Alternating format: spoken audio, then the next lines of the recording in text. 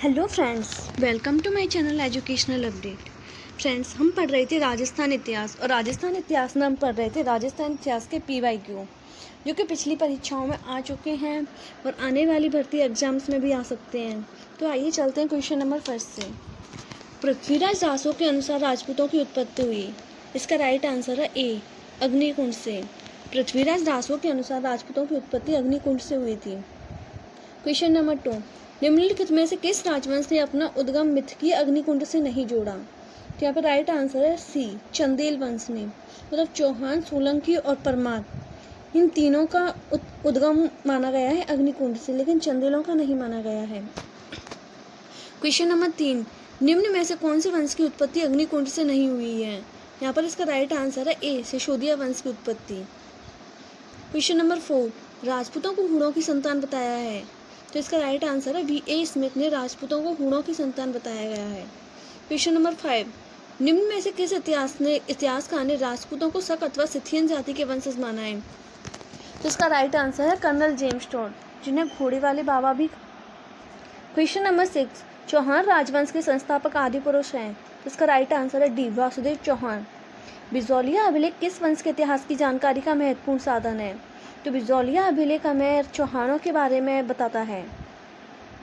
अजमेर के चौहानों को किस नाम से जाना जाता है? तो अजमेर के चौहानों को सपातलच, जो पिछले वर्ष में अजमेर के चौहानों की राजधानी सपातलच को माना जाता है। सपातलच के चौहान भी इन्हें कहा जाता है।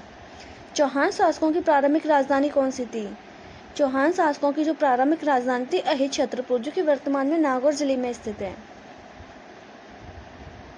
पृथ्वीराज विजय नामक ग्रंथ में किसे वैरी घटी की उपाधि दी गई है? तो इसका राइट आंसर है गोविंद तृतीय को। गोविंद तृतीय को वैरी घट के उपनाम से भी जाना जाता था। किस चौहान शासक के काल में प्रचलित सिक्कों पर रानी सोमलवती का उल्लेख मिलता है? तो अजय राज की जो रानी थी उनका नाम था सोमलवती। तो उस काल के सिक्कों पर उन्होंने अपनी रानी के नाम को भी अंकित करवाया था, रानी सोमलवती। अजमेर का पहला चौहान शासक जिसने अपने नाम पर सिक्के जारी किए थे वह थे अजय राज। अजय राज था, इसने अपने नाम पर और इसने अपनी पत्नी के नाम पर रानी सोमलवती के नाम पर सिक्के जारी किए थे। अजमेर के तारागढ़ दुर्ग का निर्माण किसने करवाया? तो इसका आंसर है अजय राज ने। पुष्कर के बरहा मंदिर का निर्माण किस शासक ने करवाया? पुष्कर के बरहा मंदिर का निर्माण अरुणा राज ने करवाया। ये क्वेश्चन अभी तक काफी सारे एग्जाम्स में पूछा भी गया है। दशरथ शर्मा ने किस चौहान शासक के काल को चौहानों का स्वर्ण काल माना है? तो इसका राइट आंसर है विग्रहराज चतुर्थ। ये क्वेश्चन भी बहुत सारे एग्जाम्स में आया हुआ है।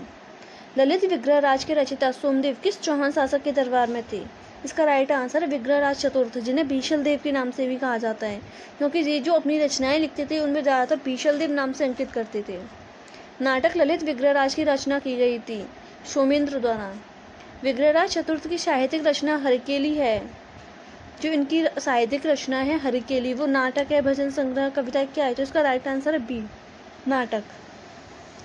चौहान शासक जो कवि बांधव कटिबंधु के नाम से भी जाना जाता था उसका नाम है विग्रहराज चतुर्थ।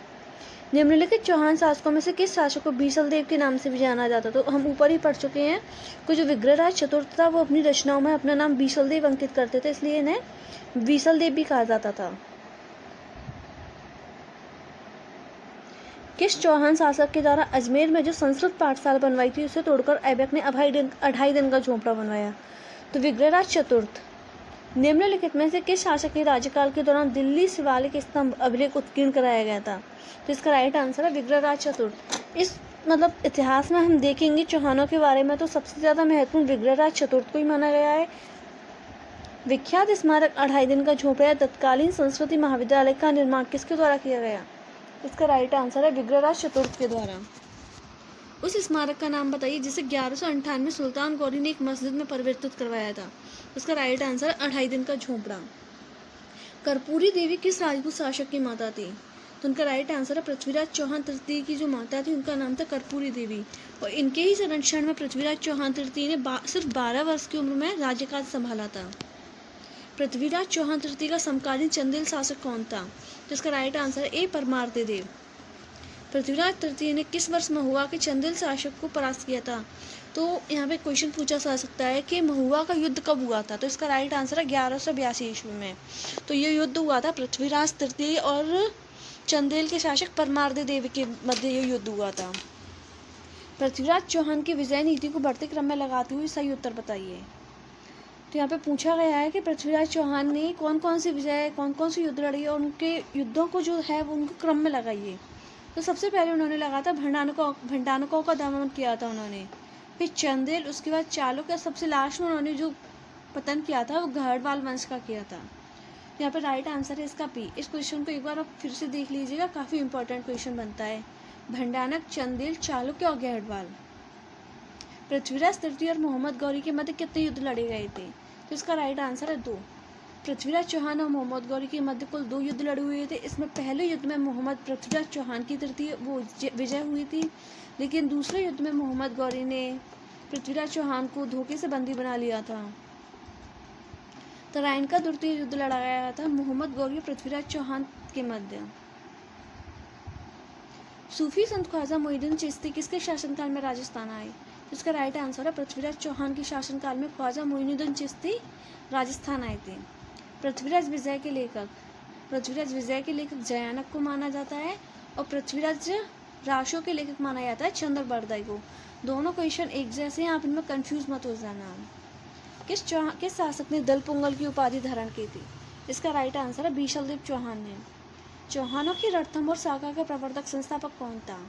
चौहानों की जो रणथंभौर शाखा थी उसका संस्थापक, उसकी स्थापना किसने की थी? इसका राइट आंसर है गोविंदराज ने। रणथंभौर के किस चौहान नरेश के सेनापति ने जैन के निकट जलालुद्दीन खिलजी को हराया था? इसका राइट आंसर है हमीर ने। रणथंभौर पर जलालुद्दीन खिलजी ने आक्रमण कब किया था?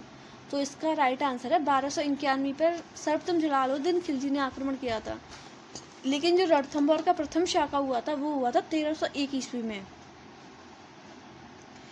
अलाउद्दीन खिलजी की सेना द्वारा रणथंभौर के किले की घेराबंदी के समय उसका कौन सा सेनापति राव हमीर देव के सैनिकों द्वारा मारा गया?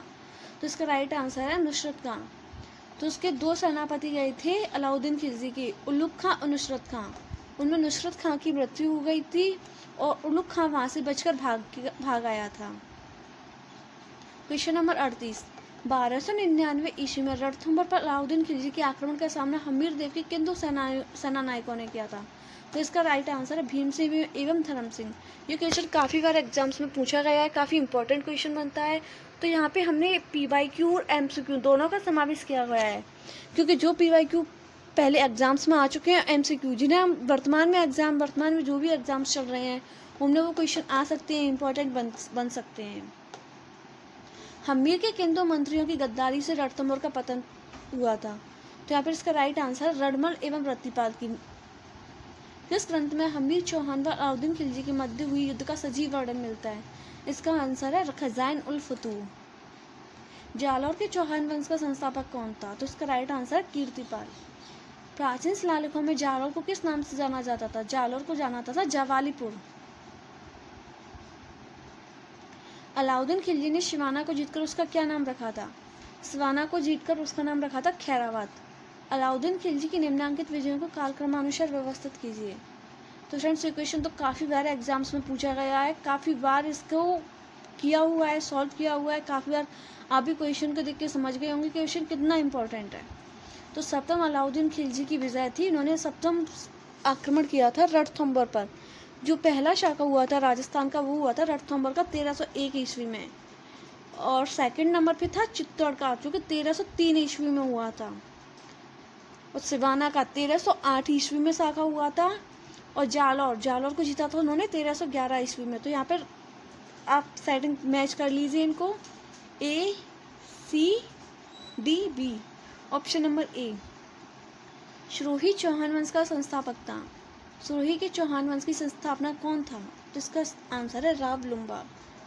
निम्न में से किस शासक ने सिरोही को राजधानी बनाया? तो सहसमल था, उसने सिरोही को राजधानी बनाया, उसका नाम अपने नाम पर रखा। दत्तानी का युद्ध कब लड़ा गया? इसका राइट आंसर है 1583 में। 1582 में महुआ का युद्ध लड़ा गया था और 1583 में दत्तानी का युद्ध लड़ा गया था। बूंदी राज्य का संस्थापक कौन था? तो बूंदी राज्य का संस्थापक था देवा हाड़ा। द्वारकापुरी के रणछोड़राय मंदिर का निर्माण किसने करवाया? इसका राइट आंसर है सुरजनहाड़ा। तो क्वेश्चन इंपॉर्टेंट है कि द्वारकापुरी के रणछोड़राय मंदिर का निर्माण किसने करवाया? सुरजनहाड़ा ने। रानी जी की बावड़ी का निर्माण किसने करवाया? रानी नाथावती ने, जो कि राव अनिरुद्ध सिंह की रानी थी। पूर्णा सम्मेलन में भाग लेने वाला बूंदी का शासक कौन था? इसका राइट आंसर है दलेल सिंह। बूंदी के तारागढ़ दुर्ग में चित्रशाला का निर्माण किस शासक ने करवाया? राव उम्मीद सिंह ने। कोटा का नाम किसके नाम पर रखा गया? भील शासक कोटिया के नाम पर कोटा का नाम कोटा रखा गया। 1857 की क्रांति के दौरान कोटा राज्य का शासक था। इसका आंसर है राम सिंह द्वितीय। ये क्वेश्चन भी काफ़ी बार पूछा गया है एग्जाम्स में, काफ़ी इंपॉर्टेंट क्वेश्चन है। कछवाहा राजवंश धूनाड राज्य के संस्थापक थे। इसका राइट आंसर है दूलेराय। जो कछवाहों की जो धूनाड वंश का प्रारंभ हुआ था, उसकी प्रथम शाखा का प्रारंभ किया था दूलेराय ने। कछवाहा राजवंश की प्रथम राजधानी थी। इसका राइट आंसर जम्बुआ रामगढ़, जो कि वर्तमान में जयपुर जिले में स्थित है। उन 2 सरदारों के नाम बताइए जिन्हें अकबर के समय 7,000 की मनसबदारी प्रदान की गई थी। तो फ्रेंड्स ये क्वेश्चन इंपॉर्टेंट है क्योंकि 7,000 की मनसबदारी एक तो मान सिंह को प्रदान की गई थी, एक कोका अजीज को प्रदान की गई थी। तो ये 2 ऐसे शासक थे जिन्हें अकबर के समय सबसे ज़्यादा मनसबदारी प्रदान की गई थी।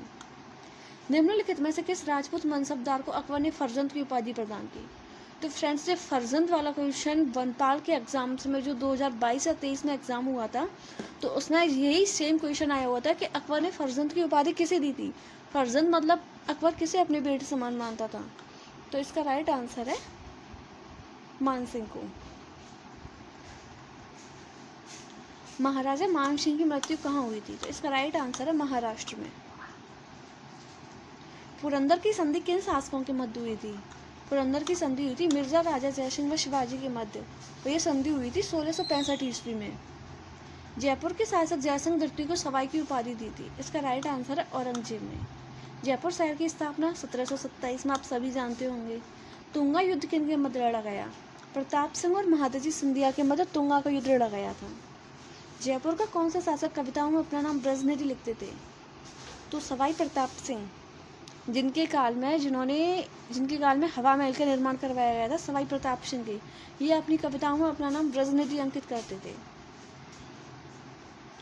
किस महाराजा के दरबार में 22 कवि, 22 ज्योतिषी, 22 संगीतज्ञ एवं 22 विषय विशेषज्ञ के रूप में मतलब गंधर्व 22 विद्यमान थी? तो महाराजा प्रताप के काल में। जयपुर के महाराजा स्कूल की स्थापना किस वर्ष में हुई थी? जयपुर के महाराजा स्कूल की स्थापना हुई थी 1844 में। जाट वंश का 18वीं शताब्दी के मध्य किन भूभागों पर आधिपत्य था? तो आप समझ गए होंगे, जाट वंश के नाम से आप समझ गए होंगे भरतपुर और धौलपुर का जो क्षेत्र था, जो प्राचीन समय में जाट वंश का आधिपत्य था इस पर। भरतपुर के स्वतंत्र जाट का संस्थापक कौन था? इसका राइट आंसर है चूड़ामन। महाराजा सूरजमल का अन्य नाम कौन सा था? महाराजा सूरजमल का अन्य नाम था सुजान सिंह। भरतपुर के किस जाट सम्राट को जाटों का प्लेटू कहा जाता है? सूरजमल को। पानीपत के तृतीय युद्ध में मराठों का सहयोग किस शासक ने किया था? इसका राइट आंसर है सूरजमल ने। जो पानीपत का तृतीय युद्ध हुआ था, उसमें मराठों का सहयोग सूरजमल ने किया था। प्रतिहार शासकों में रोहिलिद्दी के नाम से जाना जाता है, रोहिलिद्दी के नाम से हरिश्चंद्र को जाना जाता है। घटियाला शिलालेख में निम्नांकित में से किस वंश की जानकारी प्राप्त होती है? घटियाला शिलालेख से मंडोर के प्रतिहार वंश की जानकारी प्राप्त होती है। राजस्थान में प्रतिहार वंश के संस्थापक आदि पुरुष हरिश्चंद्र की राजधानी थी। इसका राइट आंसर है मंडोर। नैन्सी ने प्रतिहारों की कितनी शाखाओं का वर्णन किया है? तो यहाँ पे बहुत ज़्यादा इंपॉर्टेंट क्वेश्चन बनता है कि मुहम्मद नैन्सी के द्वारा प्रतिहारों की कितनी शाखाओं का वर्णन किया गया? यहाँ पे इसका राइट आंसर है 26 शाखाओं का।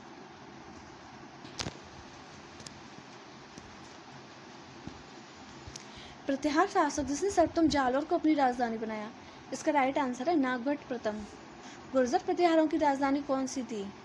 तो फ्रेंड्स इस क्वेश्चन में गुर्जर प्रतिहारों की राजधानी पीलोमोलो, जिसे वर्तमान में भीनमाल कहा जाता है, भीनमाल वर्तमान में जालौर जिले में स्थित है, मांडव्यपुर।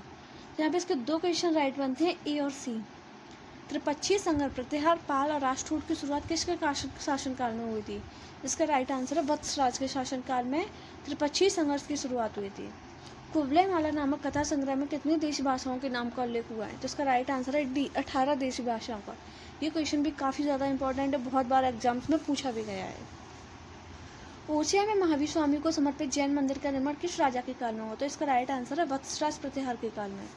उस अरबी यात्री का नाम बताइए जिसने मिहिर भोज के समय का वृत्तांत प्रस्तुत किया। तो इसका राइट आंसर है ए, सुलेमान ने। राजशेखर किसके दरबार में था? राजशेखर दरबार था महेंद्रपाल प्रथम के दरबार में था।